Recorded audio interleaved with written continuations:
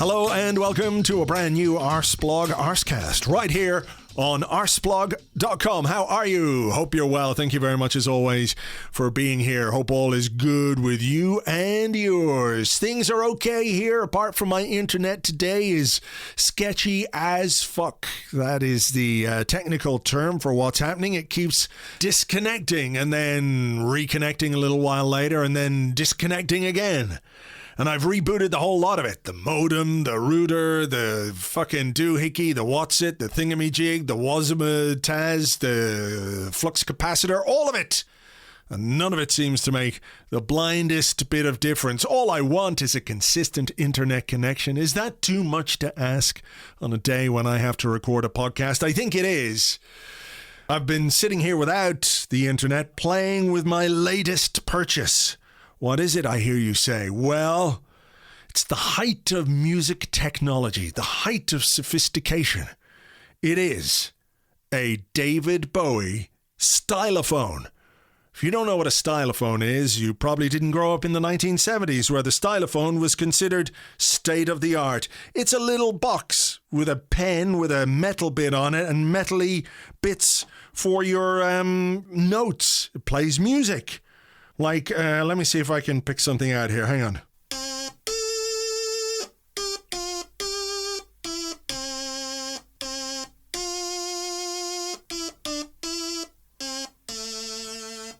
Yeah, you get it. I mean, it is hugely entertaining to me, if not to you. I had one of these when I was a kid and I loved it. And then I saw during the week on the David Bowie website, they were issuing brand new David Bowie branded stylophones and I had to have one. It's already beginning to, like the sticker is beginning to pop up and things. I'm not sure production values on this are quite what they should be. Not sure the old thin white Duke himself would be happy with the finish on these things, but there you go. Oh, was it? I'm quite satisfied for the moment until I put it in a drawer somewhere and forget that I have it, along with many other things of a similar stripe.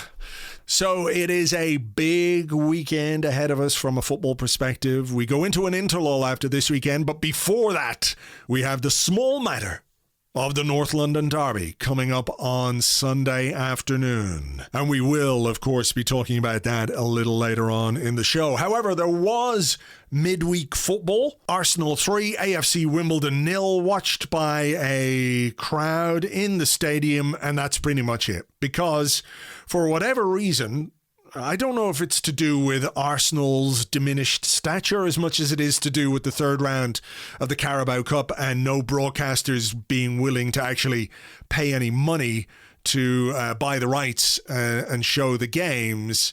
But we weren't on telly anywhere in the world. There are these websites that exist, which you can, find with a very easy Google search, which tell you, which games are on which channels all over the world. It'll tell you which satellite channels, which cable companies, which services, etc., etc. And there's always something for every game. Always. I literally cannot remember the last time that an Arsenal game had no coverage whatsoever. There was some stuff, some highlights doing the rounds. But in terms of live coverage, there was no live coverage anywhere in the world last night. And that meant, of course, that there were no streams for anybody to pick up. And all the millions of Arsenal fans around the world who, recognizing that the third round of the Carabao Cup isn't exactly the pinnacle of football, still wanted to watch their team, could not watch their team. Although it was quite funny, I have to say, to be on Twitter and to see people going crazy about a game that they weren't even watching. Whatever about watching the game and not liking what you're seeing, not liking what somebody else is tweeting. I mean, that feels like a stretch. Like you're trying a bit too hard to not like something when you're not even seeing it. But hey, that is the internet. So look, why don't we talk to somebody who was there, somebody who was inside the ground, somebody who saw the game and can give us a bit of insight into what went down and how it went down.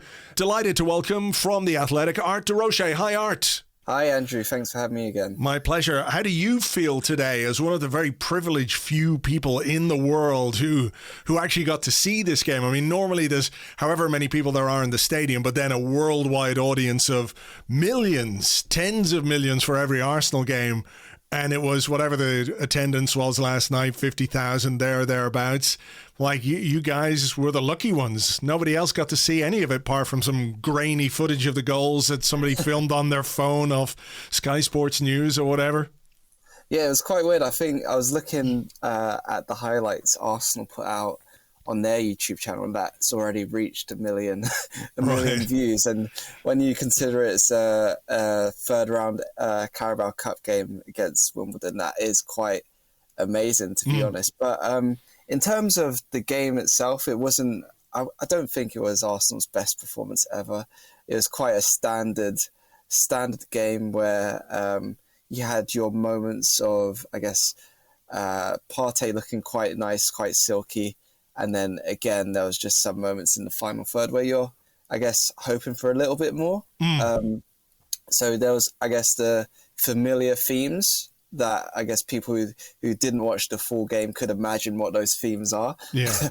And aside from that, I think it was just maybe, I guess, people would have expected a more youthful lineup. But considering there's no Europe, I wasn't particularly surprised at the perceived strength of Mikel Arteta's selection. Yeah, I mean, that's the thing. It's normally, because we have Europe, the Carabao Cup becomes a tournament in which you can blood the youngsters. But basically, apart from Thomas Partey, who we'll talk about in a bit more detail in a bit, like, he pretty much picked a whole new starting 11 from players who aren't necessarily young players. There were some young players in the team, but they weren't what you would consider like the academy kids getting a chance.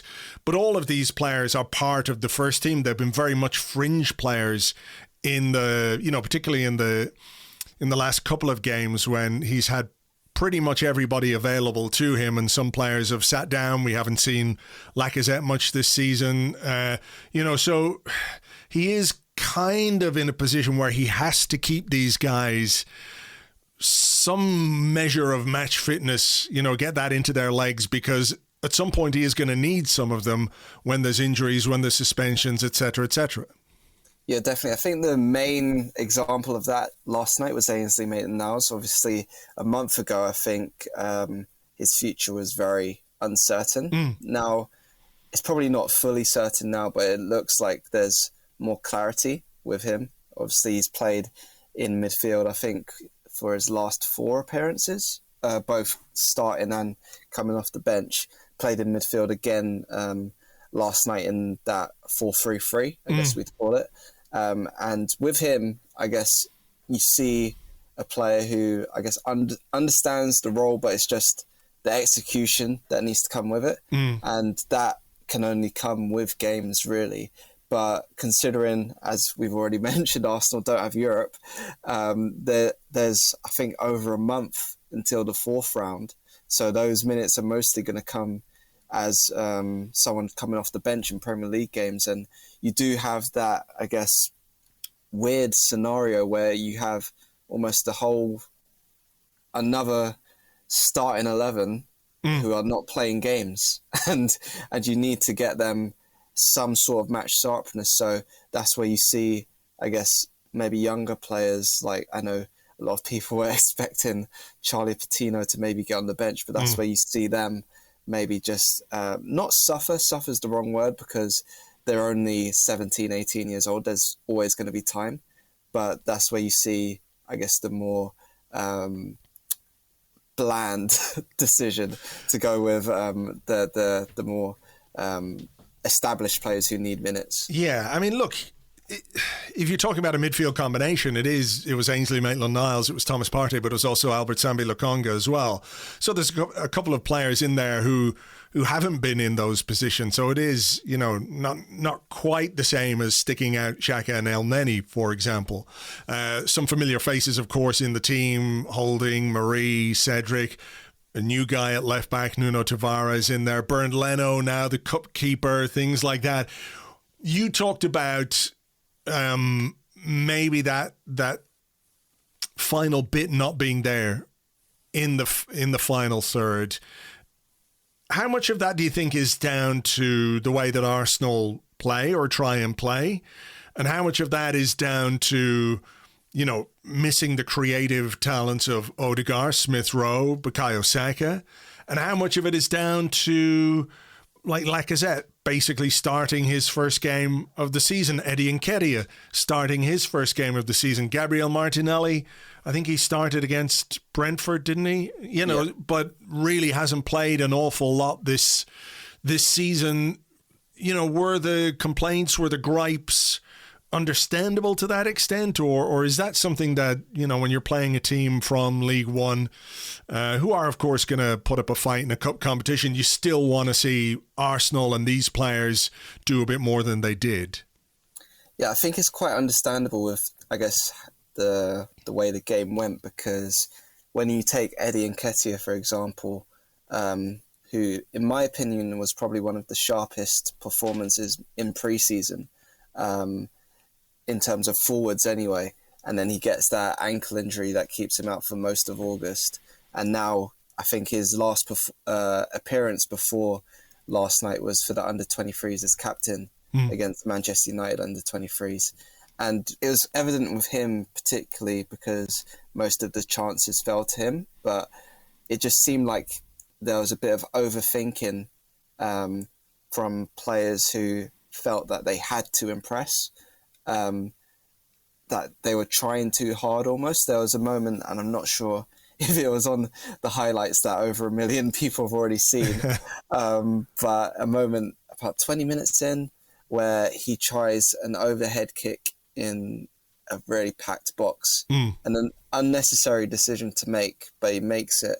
And a few minutes after that, he tries a nutmeg, which was telegraphed to everyone in the stadium and didn't come off. But then you see, I guess, in the second half, he's a bit more natural with his play. And that's where the goal comes from, where he's a bit more confident, a bit more relaxed, and he's just able to be quite cool in those scenarios, as we know he can be. But then I guess you just see that across the whole team, where it's a bunch of players who haven't played a lot and they're just trying almost too hard to impress Mikel Arteta, and maybe, I'm not sure if play their way into the Premier League team is the right way to phrase it, but show that they're maybe better than just being a fringe player. But when you see how, especially with the back five at Burnley, how much of a statement that result was for the back five. Yeah. It does seem quite unlikely that any of those players who started against Wimbledon, bar Thomas Partey, of course, would break into that first team. What did you make of the selection of Eddie over Flo Balogun, who, was convinced to sign a new contract at Arsenal? And I think they must have laid out some sort of a plan for him in terms of how they want him to play, how they want him to develop, what his role might be at Arsenal, not just this season, but in the coming seasons, because you don't commit to a long contract if you've only been given some information about the next 12 months. So they must have had these conversations with him. I think there's a groundswell of opinion which would agree that maybe a loan move for him would have been the best thing this season, because he does need to go and play. And we heard, I'm sure you listened to the Beautiful Game podcast with Mertesacker, where he talked about Tammy Abraham at Chelsea going out. He went to Swansea for a season in the Premier League. He had 2 championship seasons with Aston Villa and was it Bristol City, I think? Yeah. Each season he was making 40 odd appearances. He scored 25, 26 goals for Villa, same for Bristol City. He got all this experience which made him a much more rounded, much more developed player. Didn't quite go for him at Chelsea, but Chelsea then have a big transfer fee, and Tammy Abraham has gone to play for Roma, another big club in Europe. It's opened up that door. Eddie, we know, hasn't signed a new deal, is out of contract at the end of the season. There would be, maybe some people would say, look, why don't you give the minutes to the guy who's going to be here in the long term? And that's Balogun. We know that Eddie's not going to be here. He's had chances.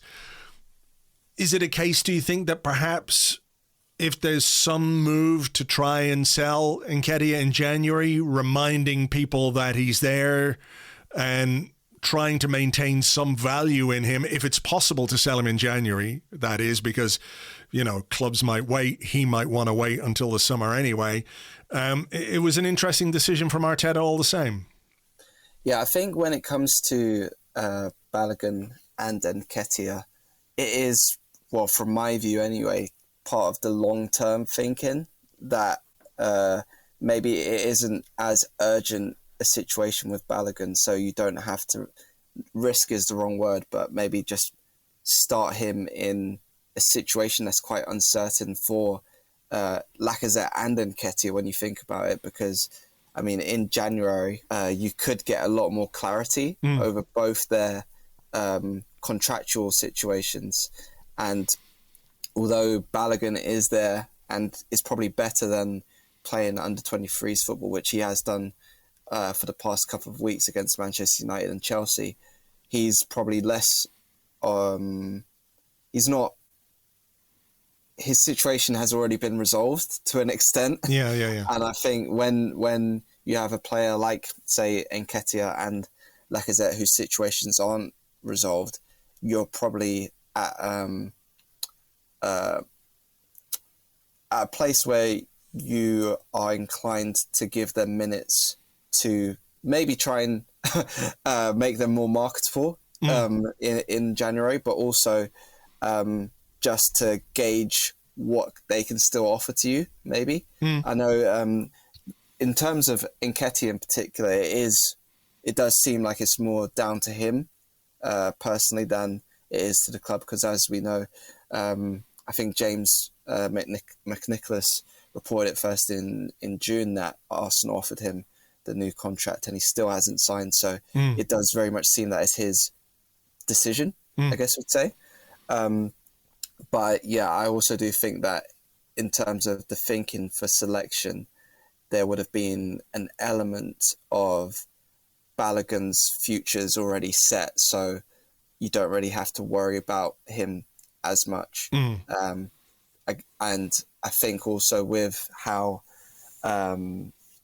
the December period will come, where there's a lot more midweek games, my personal opinion or hope would be that there's a bit more rotation for those games ahead of January, and then I guess you can reassess all three of those situations and see where they're at. Yeah, well, I mean, there's the AFCON to take into account with Aubameyang, of course, in January. So, yeah, look, if Lacazette is not going to sign a new contract, Aubameyang's not getting any older, or younger rather, I should say. Maybe there is some scope for a new deal for Nketiah. Whether it means he's the long-term future or not, that's a different question. But it might just, to use the buzzword that goes around, protect some value in him. And look, it was a really good goal. I only saw it in GIF format, but it was very, very sharp movement and a lovely finish. Yeah, as soon as he scored, I was waiting for the phone call celebration to come out. But I think that just showed, I guess, the glimpses we saw in pre-season when he is confident, he can produce. But it is, again, with, I guess, a striker like him, the main thing has been to improve his all-round game. I think we saw glimpses of that again in pre-season where just again, from my opinion, he looked a lot sharper when receiving the ball on the turn, maybe deeper on the pitch, but also he was actually playing as a wide forward in pre-season, which he did again last night. So I do definitely feel that even though if he does decide to leave, then that's that. But I do think that there could be some use for him if it comes to that, if there's still no goals come in on a consistent basis from Aubameyang or when he goes to AFCON. And I think, yeah, there's definitely still a use for him in the squad for now anyway. One of the things we talked about young players earlier on, and I suppose when you look at the bench, he brought on Emile Smith-Rowe, he brought on Bukayo Saka, who are, first team players, but still really young players. And Flo Balogun got on for a few minutes at the end, and he left on the bench El Neni, Chambers, Kolasinac. Nobody particularly wants to see any of those. And I don't suppose they're subs that you bring on at a point where it's 1-0 anyway, and you want to try and change the dynamic of the game a bit. And from what I've read, Smith Rowe and Saka certainly had a positive impact on the way that the team played, but it is still nice to see some young players getting the nod rather than the safety first options. Yeah, and I think there was a bit of tension creeping into the game at that point as well. There was a fan in front of the press box who was particularly animated when the wrong decision was made by a player, and it did feel that frustration was starting to build with not just this fan but those around him as well. And I think when Smith Rowe and Saka came on, they just brought an urgency to the game. There was a chance where Smith Rowe probably should have scored before he actually did. I think it dropped to his left foot and he just hesitated. But then you see in the build-up, I guess we'll call it, the game just becomes a lot more quicker when those two are on. And Saka he could have scored twice almost. Both chances coming from when he was playing on the right wing, which I know people believe is where he's most efficient. And I think, those two, it was good to see them with especially how the season started, because I think fatigue is probably more the case for Saka. I was actually quite surprised that he went to the September international break with England, considering how much football he's played in the past 2 years. And with Smith Rowe, I think in the season he's been getting into good positions. Against Burnley, he had a good chance. Norwich as well, and Brentford on the opening day. Hopefully now that he's actually been able to convert one of those chances, that could be, I guess, a moment that just is the click that he needed. And it's quite funny that he's actually scored all his home goals for Arsenal at the North Bank. So that's quite a coincidence, I guess. Just got to flip it around a bit, do some at the other end and also do some away from home. But look, small measures of improvement for him. Let's talk Thomas Partey, because I was of the opinion before this game it'd be kind of mad to play him. And I know a lot of people shared that opinion, but I'm also aware that I think we as fans view situations like this really differently from players themselves, from managers, from coaches. Arteta said afterwards, look, it's a risk to train at the intensity that we train. It's always a risk to play a game. But he needed the minutes. They needed him to get back to sort of proper match fitness. And I think we could see from the game against Burnley last weekend, he's not there yet. He's really not there yet to do 90 minutes at that intensity in the Premier League. So whereas we think, rest him, he is saying, play me.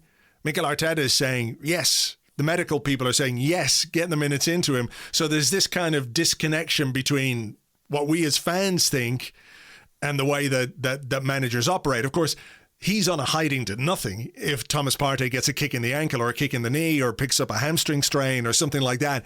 Everybody says, you're an idiot for playing him in a game like this, which doesn't matter.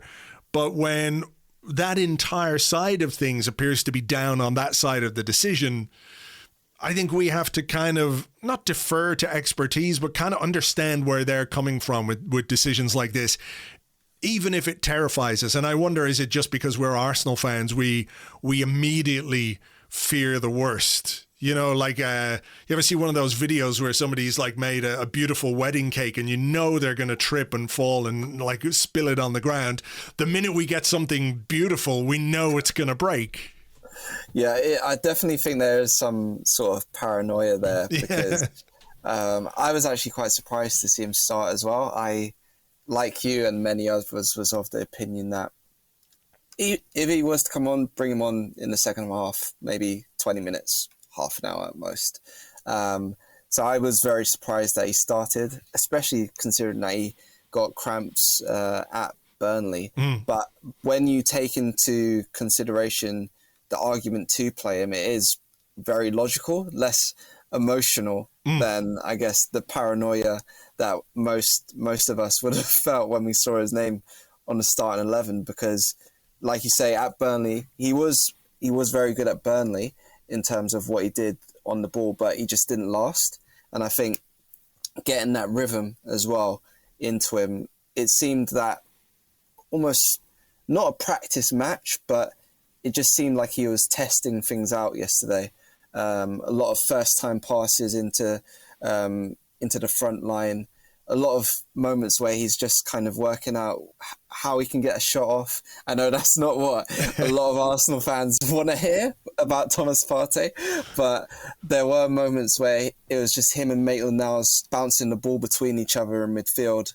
Not particularly exciting football, but it just seemed like he was trying to kind of find that rhythm again, find his body again, if that makes sense. Yeah. And he knows it. He should know his body better than us. so just a little, yeah. And I think there were moments as well where maybe, like, I guess the emotional side of it kicks in as well, where you're just a bit like, oh no, don't do that. Where where he like makes a quick acceleration to win a 50-50, and your heart's in your mouth. But it seemed like, especially considering he came off after an hour and was unscathed, it does seem like it was the right decision. Well, look, there's a game this weekend that Arsenal badly need him to last 90 minutes in. And, if he can get a shot away and stick one in the top corner, that would be very welcome too. So, yeah, maybe those 60 minutes will do him the world of good for Sunday's game. But look, we better leave it there. Art, thanks very much indeed. Really appreciate your time. Thanks for having me. Thank you very much indeed to Art. You can find him on Twitter. He is at Art de Roche, at Art de Roche, and he writes about Arsenal for The Athletic. All right, the North London Derby is coming up this weekend on Sunday, and with me to talk about that and a bit more, Phil Costa. Hello, Phil.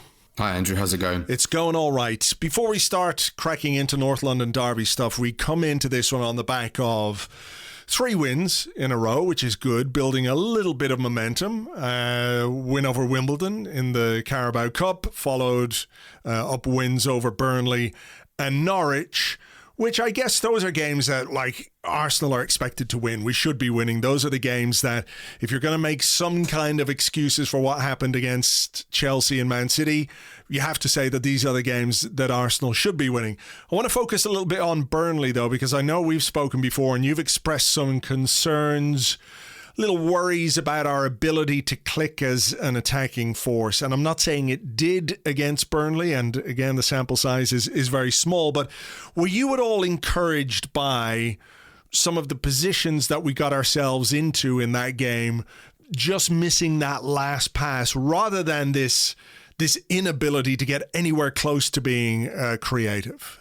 Yeah, definitely. I mean, first of all, I was impressed by the starting 11. I think even before the team set foot on the pitch, that was kind of a little message of intent on its own from Arteta. And I think that was, something nice for me because, I've really, I was willing to trial this sort of novice job for Arteta. I was kind of ready for a big change from Emery. And I was like, right, I'm on the train. Let's do it. And slowly, he just kind of lost me along the way. But I was like, right, this is a branch for me here. And in the last couple of games, we had international break and it was like, we've just been embarrassed once at home, been embarrassed away. And it was like Paolo Marie was playing and Kolasinac was playing and, and it was, we weren't in a good place. Yeah. And then all of a sudden, he looks, good against Norwich with the team. And then he did it again away against Burnley. So it wasn't just, we're playing the team that's bottom in the Premier League at home. It was like, right, this is a difficult place to come. They're going to be physical. We know what they're going to do. And he went again with Odegaard, Smith Rowe. With Partey in there as well as kind of the anchor. So I was like, right, this is a good starting point. And yeah, completely agree about what you said with just the final touch. I mean, how many times did we see Saka, go through and there was an underhit pass. I think the Pepe had one as well. Aubameyang had one too, Pepe. And it was just like, just a little bit more care. And we really could have done something, or at least made it more comfortable. But, I'm much more willing to forgive that than, the dreaded horseshoe of death that we saw for so long, or just a general lack of intent from the manager. Yeah, I agree. I mean, I do wonder if we're a little bit maybe clutching at straws a bit. We're looking for things to give us hope and give us encouragement. And that's not to say that there haven't been things in those games against Norwich and against Burnley. We set the bar pretty low. So, we have to acknowledge that as well. But we finished that Norwich game with that lineup. We started the Burnley game with that lineup. And it is an attacking lineup. You do have creative players on the pitch. We can talk about the need for more end product. I think everybody accepts that. Players like Smith Rowe, Saka, Odegaard, even Aubameyang at times after the season he has had, give him some service and he'll deliver, we're sure. Pepe, second most goals and assists, I think, in the team last season. So we know he can produce. We can talk about that end product. But the simple fact of having more creative players, more attacking players on the pitch, I have to say, when Arteta took over, I realized he kind of had to put things right. I realized he had to steady the ship and all that kind of stuff. But that kind of lineup was much more what I was expecting from him as a manager.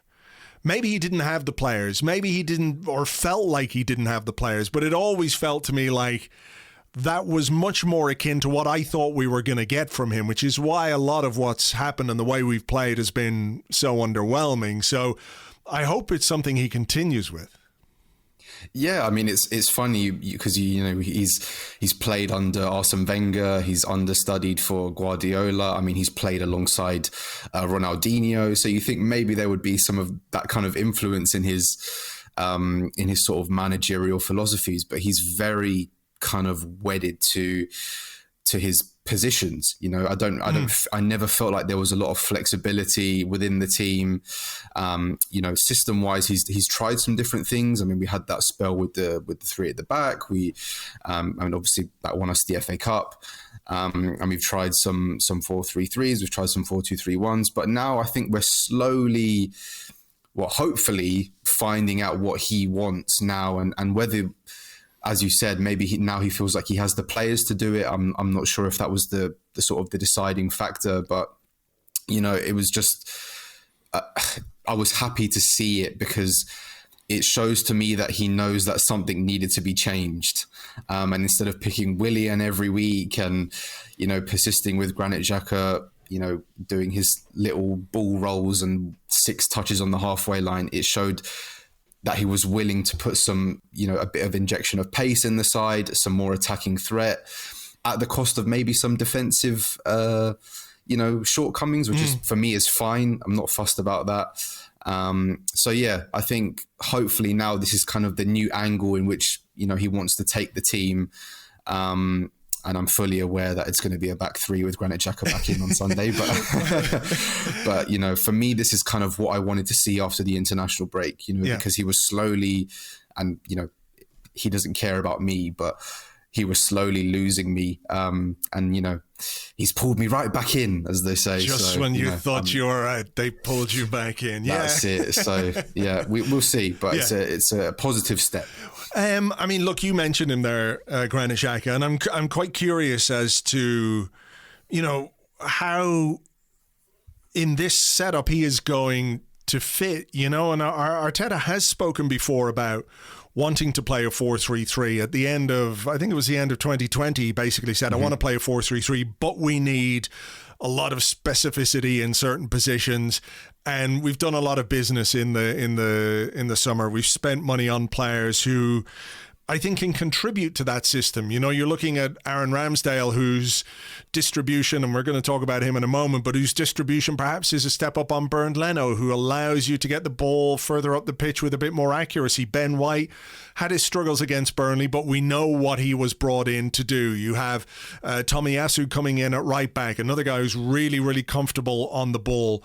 This system with Thomas Partey sitting deepest, with Smith Rowe, with Odegaard, and I think we've got other players who could fit in there as well. I could easily see Bukayo Saka as one of those guys in either side of Thomas Partey as an 8. I think he can do that. Whether that takes too much away from what we've got further forward, I don't know. But the elephant in the room is Xhaka, because he doesn't fit into this, but he is a very trusted lieutenant of Mikel Arteta.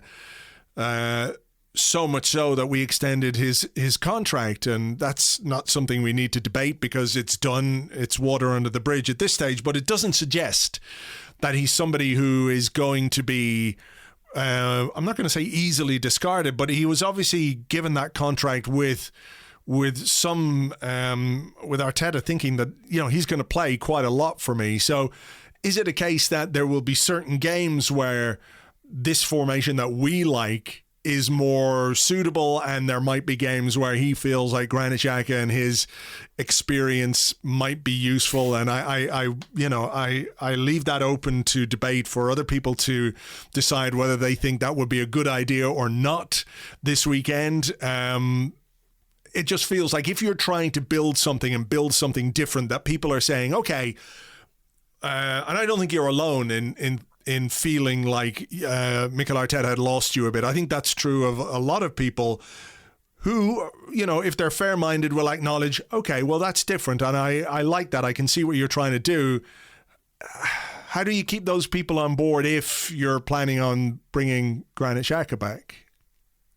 Yeah, I mean, it's a difficult one for me because I don't see him as a kind of a trusted lieutenant just for Mikel Arteta. I think Unai Emery was very consistent in his use of Granit Xhaka, and even Arsene Wenger, I mean, after his kind of weird start where he didn't really play at all, he was pretty much a mainstay towards the end of the Wenger era as well. So, I mean, there's obviously qualities there that managers like. And, as you said, we've done the debate a million times already. But I think the big thing for me was just willing to be freshened up in midfield. And we've seen it, and that was largely due to his own faults. I mean, the red card, it kept him up for 3 games. So obviously it kind of pushed Arteta into action. And I'm not sure if that was the catalyst or whether it was the results or, maybe a combination of everything. But for me, I mean, in isolation, I'm just going to look at this weekend. I think it's interesting because Spurs have been playing a 3. Spurs have been playing a midfield 3 under Nuno, which is quite strange because usually he'd play a 3 at the back at Wolves, and that was kind of his system. But he's put Ndombele back in the side with Lo Celso and Pierre-Emile Højbjerg. And I think Chelsea last week is a perfect example of how you can be outrun, because in the first half, Chelsea just had Kovacic and Jorginho in there, and they completely lost the midfield battle. And then what does Tuchel do at halftime? Takes off Mason Mount, brings on N'Golo Kante. And what happened in the second half? They completely, took charge and destroyed them. So I hope that Arteta has that in mind, because Partey and Xhaka, we've seen it. We've seen it work. I mean, I'm not saying he's the worst player in the world. He has skills that are useful. We know he's had a couple of good games next to Thomas Partey, and he's kind of experienced in these kind of games, particularly at the Emirates. I've seen him play well against Spurs before. So I'm not knocking that partnership. I'm just thinking about that in mind. If Spurs go with the 3, it's very easy for games to be sort of out of your grasp and out of your control. And I think in a derby, when it means, a lot for both teams already, I don't think that's the foot that you want to lead off. Whether he trusts Odegaard and Smith Rowe to kind of be those 2 8s defensively, I'm not sure. But I would be happy with him to go with the 3 again, personally. I think it shows consistency. I think it shows a commitment to an idea, and a willingness to change. But I don't know. I've just got a sneaky suspicion that it's going to be Thomas Partey and Granit Xhaka again in the middle. So you think he'll go more to the 4-2-3-1 than the 4-3-3? I think so. And I think Saka will be back on the right instead of Pepe as well. I've got a feeling. Yeah. Interesting. So who do you see on the left-hand side? I think you'll put Smith Rowe on the left. It worked there last season. It worked well last season. Yeah. I mean, it was we played really well in that game last year. So, it's just funny. There's like a clip from SpongeBob when SpongeBob and Patrick are both put into prison, and it's like, if you can't do the time, don't do the crime. And then like 1 second later, it's like, okay, you're done. And I feel like that's kind of what it's like under Mikel Arteta for Granit Xhaka. He's like on the naughty step, and it's like, all right, your time's up. You're back in the team. So I don't know. We'll see. But that's what I think, even though I would be more than happy to see him go with what we've been doing in the last couple of weeks. Yeah, I was going to ask you a bit about what Spurs have been like under Nuno this season. I mean, do you see much different from the way that he operated at Wolves? I mean, they obviously had a very strong start to the season and hasn't gone quite as well since, and hopefully it continues to go downwards at a rapid pace. But like, what are the differences that you've noticed in the way that he's trying to get this Spurs team to play from the way he's got or used to work with Wolves? Well, I mean, Wolves were very counter-attack oriented, and I think that's quite normal considering the players they had at the time. I mean, you know, they basically had the back three, Ruben Neves, João Moutinho would sit there and they would basically just kick along to Adama Traoré and Jota, who would cross for Raul Jimenez. And it's really weird because Spurs, they've kind of deviated away from that. Like I said, he's been going with the 4-3-3, but they just pose no goal threat. You know, they beat City, obviously, in the first game of the season, but they were very fortunate to win their next games. And obviously they got completely blown away at Palace. And I think they have the lowest XG in the league recorded, if I'm not mistaken. I think it's like 4.2 XG in the first 5 games, which is terrible. Is that worse than us? I think we're probably 17th or 18th, but considering they have like world-class forwards in Heung-min Son and Harry Kane, it's really strange. And I've watched them a couple of times and they just look really toothless. So obviously, you know, I've just given us a huge jinx there. But I think for me, it depends about what he's going to try in midfield. Again, like us, that's where I can see the game being won and lost. And it depends if he's going to stick with Ndombele, because as everybody knows, he was kind of frozen out. He wanted to leave, but he's back in and he's playing well, and he scored the other day and he assisted in the cup and scored in the cup again. So, I mean, I think he's going to err on the side of caution, like Arteta as well, and put in maybe Oliver Skip in midfield to just give them a bit more security in front of the back four, because defensively, I think they've been a bit unorganised this year. So, but I haven't been impressed. I'm going to put it that way. And I think, you know, they were topping the table after 3 games, and I think that was very much flattering. And I think we, you know, with a few wins behind us, the crowd seemed to be on side as well. We've got a nice injection of sort of fresh faces and quality in the side, and there's no reason for me why we shouldn't be going for them on Sunday. Yeah, I mean, you mentioned it there, the little bit of momentum, the growing connection between the fans and the team. You know, it's something myself and Lewis talked about a bit on the preview podcast, is like, you're the manager, you manage the team, but you can manage the occasion. You can manage the way that people feel about the team before they walk out onto the pitch. You know what I mean? And that goes to team selection and maybe being brave and maybe picking some players who, you know, who haven't been in the team and who people want to see. And we see that with, you know, the back 5 now. 75% of that was new against Burnley with Tomiyasu, Ben White, Aaron Ramsdale, summer signings. Gabriel, not that he's like a new signing, but he still feels like a relatively new player. And that's sort of that thing where the fans are connecting with the team is really important. It's unquantifiable, of course. You can't say how much it gives you, but it definitely gives you something. And if that, what we've done over the last 3 games, while acknowledging that, you know, this should be par for the course for Arsenal, it's still something to take into a game like this, you know, to try and build on what we've got rather than be like scrabbling around and firefighting for a derby. That's the last thing you want. I think everything's sort of come together at the perfect time for Arteta, because, you know, after the poor start we had, you know, 3 defeats, 9 goals conceded, 0 goals scored. I think things could have turned very quickly against him and against the players. But I think the international break came at, you know, pretty much the perfect time. You know, when has anybody ever said that? Never. But I think it came at a perfect time. It gave him some time to really work on some things on the training ground, maybe talk to some people at you know, higher up in the ground, maybe Mertesacker or Edu, and really put like a strategy together about where they want to go and what image they want to put forward.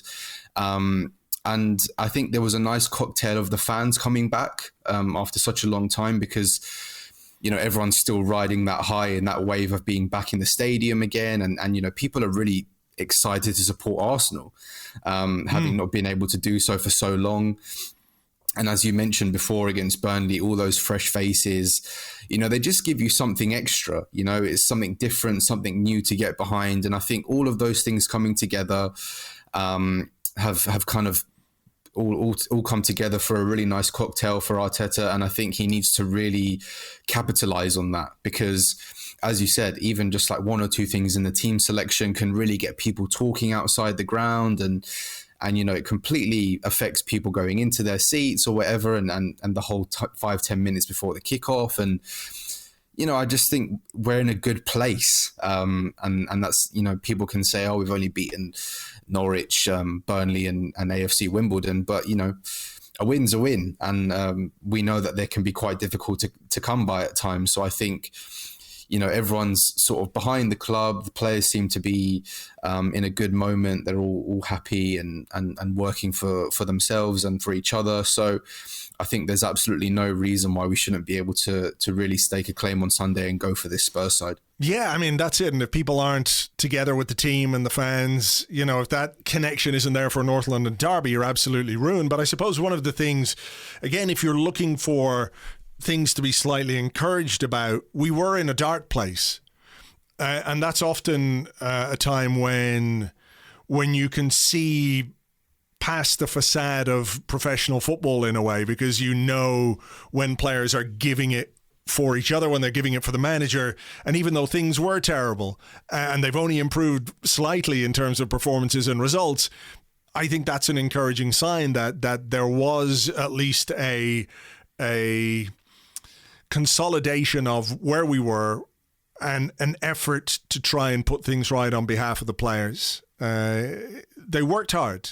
They really worked hard in these games. As I said, it gives us a lift, but it also gives the team a lift. There's something different being added in the goalkeeping position. We've got someone else in at right back. Basically the whole spine and structure of the team has been changed. So it's normal that we've had a lift, and I think that can only be a good thing, because in particularly, in some positions where maybe there wasn't a lot of competition before, that they're now feeling a bit of, there's some players here that I need to be worrying about. So naturally that just raises the level, and, it can only be a good thing. I mean, Sunday is the test. We've had some good results. We've seen, even if the attacking play hasn't always, bared any fruit. We've only scored, 2 goals in the Premier League. So there's obviously room for improvement there. But, slowly we've seen the intent there, and Sunday is the real test. Because if we go out and have a bad performance and we lose, then it kind of feels like 1 step forward and then 2 steps back again. So I think it's a really big game for Arteta and the players to try and show the fans, and to show not just us, but people in football in general, that maybe we've turned a corner. This is a real statement. It could be a real statement victory for us if we take all 3 points. We're on home soil. That's a huge advantage for us. And I just think the energy around the place has been so much more positive than what it was 3 or 4 weeks ago. So I think I'm completely happy to ride this momentum. I'm going to be, even here in Berlin, you kind of lose a bit of proximity to the game. But, you still feel the nerves. I mean, it's one of those games where you feel it on Monday morning, and it's like, right, we play Spurs on Sunday. Yeah. And as much as you want to win the game, you just absolutely don't want to lose it, because, we fucking hate them. And that's how it goes. So, and it's nice to feel something from these games, because in the past, did anyone really expect a result against Chelsea or against Man City? And I hate going into big games with a feeling of resignation before you've even kicked off. I hate it. And obviously you need to maybe have that internal dialogue with yourself about being realistic and blah, blah, blah.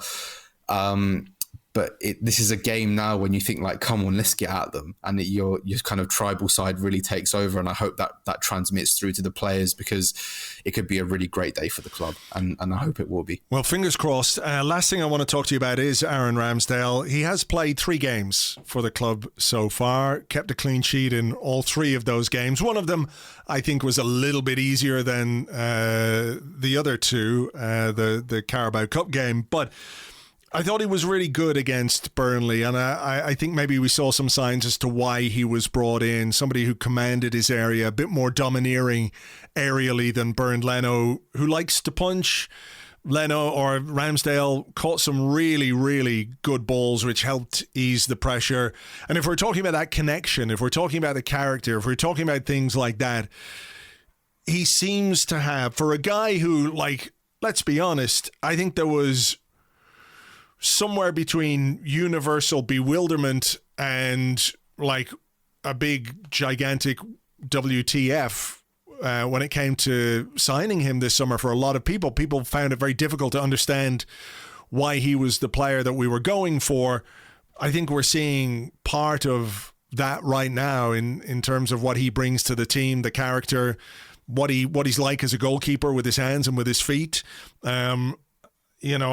I think we've obviously got a way to go before we can judge him properly, but so far so good based on what we've seen. Absolutely, so far so good. I mean, I was skeptical when especially when some of the initial reports came out and it was like Sheffield United want 40 million, and I was like, oh, yeah, come on, this has to be a joke. But I think he's done an amazing job. I think he's done so well to, not only establish himself within the club, but to also change fan perception incredibly quickly. I mean, I think this is a case of one of the very few players who have been able to do that maybe with a signing that was met with a lot of skepticism, and within a month, people are loving him. He can't really do much wrong at the moment. And I think, as you said, for me, one of the big differences, I mean, we've seen his distribution, we've seen his ability to claim, crosses, as we said, when Leno maybe prefers to punch. I just think he's got that crazy goalkeeper gene. Yeah, I think he's a bit crazy in that sense, where he's just willing to put his head where it hurts, or he's willing to, scream at an attacker, or, put his knee up into their chest so they won't, go anywhere near him for the next high ball. And I think that makes a difference. I can't really say with much confidence about Leno because I don't know him, but I find him a very cool, composed guy. Maybe sometimes a bit nervous when things are a bit difficult, not overly vocal. And, that's nothing against his technical quality, but I think in a position like a goalkeeper, I think you need a bit of an edge. And already we've seen a lot of edge from Ramsdale, whether it's, telling Ashley Westwood to fuck off, or, actually willing to try some passes that maybe Leno wouldn't touch, and I think that shows a lot. That's a testament to his character, and, fair play to Arteta, who obviously pushed for this signing behind the scenes, and the scouts who obviously saw something in him that we were blind to after the initial sort of reports came out, and everyone was like, what the hell, this guy's been relegated, 400 times. And he's, I think he's done an excellent job, and I think already that position is his to lose. And I didn't expect it to happen so quickly. I thought maybe in January there would have been potential for a swing, but not in September. And I think that speaks to his standing in Arteta's thoughts, and already how well he's settled in. So I'm really pleased for him, and delighted that we've managed to put some oomph into the position, because it was clearly a problem area. Well, look, let's hope he makes it 4 clean sheets in a row on Sunday. Hope the nerves don't get too intense for you before kickoff. As ever, thanks a million, Phil. We'll talk to you soon. No problem. Thanks so much. Cheers to Phil. You can find him on Twitter @_Phil Costa, @_Phil Costa. Right, well, I think we will leave it there for this particular episode. Hope you've enjoyed it. For more on the North London derby, Arsenal versus Spurs, taking place on Sunday, please join myself and Lewis Ambrose over on Patreon. We do a preview podcast for every Premier League game, and I suppose we'll do some this season for the FA Cup in particular, as that competition reaches its final stages, its more important stages, which is where we're going. I'm telling you, I feel it. I feel it in my stylophone. That's the FA Cup winning jingle for 2020. What year is it now? It's 2020. It's going to be 2022. That seems like a futuristic FA Cup win. But look, we will cross that bridge when we come to it. Preview podcast at patreon.com/Arsblog. James is back from his holidays this weekend. He will be in situ to watch the game on Sunday, and we'll be here on Monday to talk about it on the Arsecast Extra. For now, though, thank you very much as always for being here. Much appreciated. We will catch you on the next one. Until then, cheers. Bye-bye.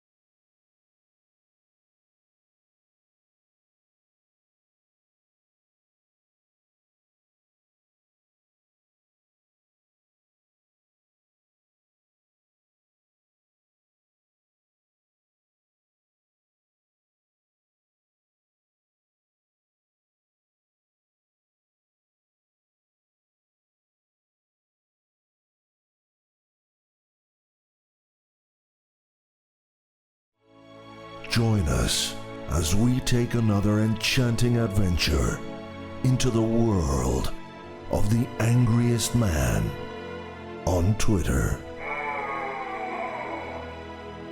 I hate watching Arsenal this season. Ah!